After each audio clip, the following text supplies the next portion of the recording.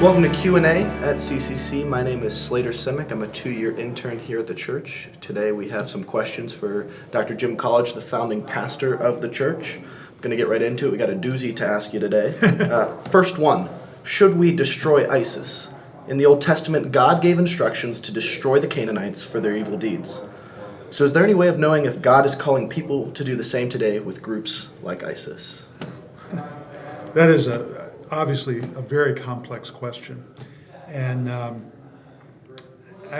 really don't want to get into a complete discussion about all that the Hebrew Bible has to say about those areas. But let's try to center in on where we find some of this command by God to destroy the Canaanites.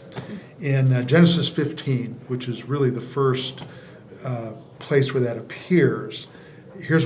I'll read a portion of it. It says this: "Know for certain that for 400 years your descendants will be strangers in a country not their own. In the fourth generation your descendants will come back here, for the sin of the Amorites." Now, the Amorites were part of the Canaanites. "For the sin of the Amorites has not yet reached its full measure." So what God is doing here is delaying punishment because of both justice and mercy, and that's what I want to keep in the forefront here. Okay, so if we move forward, when all this is carried out after a period of 400 years, you have Israel going into the land and carrying out this command of God. Not because Israel is superior, but rather because they are carrying out what God intends. Let me read a portion of that. This appears in Deuteronomy chapter 9, beginning in verse 4.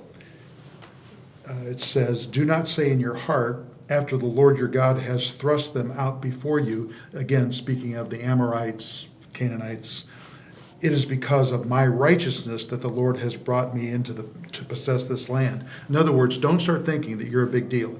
Don't start thinking that because you're better. So it goes on. "Whereas it is because of the wickedness of these nations that the Lord is driving them out before you, not because of your righteousness or the uprightness of your heart are you going to possess the land." So it deals with more than, all right, so God commands them to eliminate the Amorites / Canaanites from that land. So now the question. Is that same principle applied today? And here's how I'm going to answer that, very simply. In Romans 13, it says this: "Let every person be subject to the governing authorities, for there is no authority except from God, and those that exist have been instituted by God.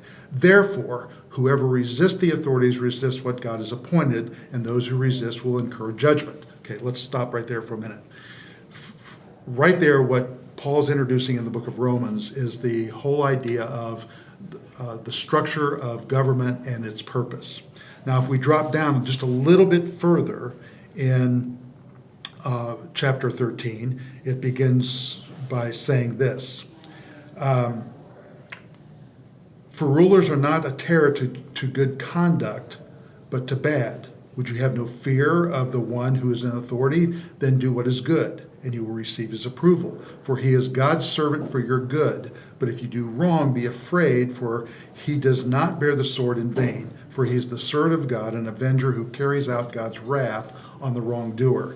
Now, obviously, there's more to include here in the book of Romans, but for our time today, what I want to say is, yes, God assigns governments to carry out his will against those who are wrongdoers. But what we have to keep in mind is the Bible keeps in balance justice and mercy. So yes, can God use people today, governments, I would propose, governments to carry out his retribution against terrorist groups like ISIS. But let's keep in mind that when we talk about ISIS, we talk about a group, so we stand away. But ISIS is made up of individuals who are made in the image of God and who are just as loved by God as you or me. Now that's hard to hear, Yeah.